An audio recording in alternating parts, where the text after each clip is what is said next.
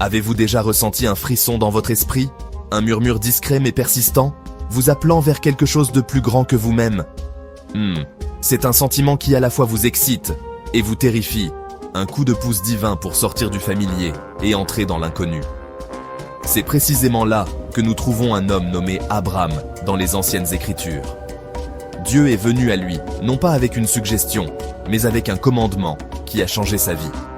Il a dit « Quitte ton pays, ton peuple et la maison de ton père, pour le pays que je te montrerai. » Ce n'était pas seulement un appel à déménager, c'était un appel à laisser derrière lui tout ce qui définissait son identité, sa sécurité et son passé. Un déracinement complet, un échange du connu contre l'inconnu basé uniquement sur une promesse. La promesse était extraordinaire. Je ferai de toi une grande nation, je te bénirai, je rendrai ton nom grand, tu seras une bénédiction. D'un côté, le confort de Ur, de l'autre, un héritage si vaste qu'il résonnerait à travers l'éternité. Mais cette destinée était cachée derrière l'incertitude, accessible par un pas de foi unique vers une terre jamais vue. Quand Dieu a parlé, Abraham a bougé. La Bible dit « Alors Abraham partit, comme l'Éternel le lui avait dit. » Aucune hésitation, aucun débat, aucune réunion de comité. Son obéissance fut immédiate et absolue.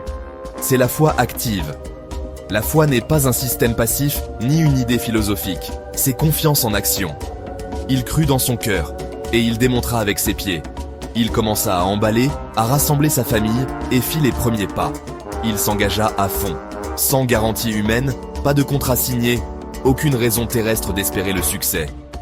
Les voisins pensèrent qu'il était fou, quittant une ville prospère pour le désert. Sa seule assurance, la parole de Dieu. Sa foi, sa carte, sa confiance, son filet de sécurité. La vraie obéissance agit avant la preuve, croyant à la provision. L'obéissance d'Abraham devint le pont.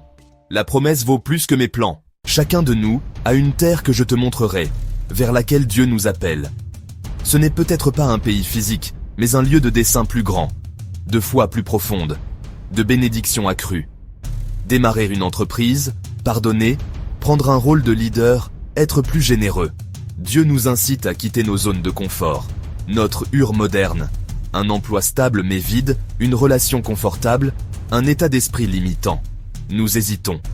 Paralysie par l'analyse. On veut toutes les réponses avant un seul pas.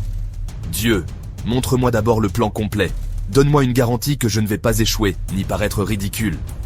Cette hésitation n'est pas prudence, c'est manque de foi. Nous cherchons sécurité humaine dans un appel divin. L'économie de Dieu repose sur la confiance, pas la certitude. Il veut des partenaires qui marchent avec lui, pas devant lui. Sans détail, il y a foi. Sans foi, impossible de plaire à Dieu.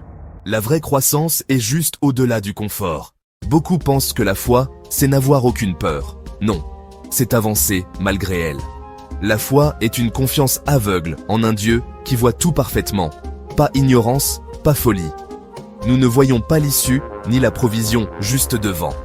Mais notre confiance est dans celui qui guide. Comme un enfant, aux yeux fermés, tenu par la main, il ne voit pas, mais il sait que son Père aime et connaît le chemin.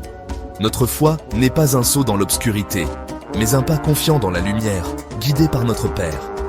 Abraham ne connaissait pas la géographie, mais il connaissait le caractère de Dieu. Bon, juste, fidèle, tout-puissant. Quand votre confiance repose sur son caractère immuable, les circonstances ne vous ébranlent pas. Cette foi est accessible à tous. Elle ne requiert qu'une décision. Croire qu'il est et qu'il fera.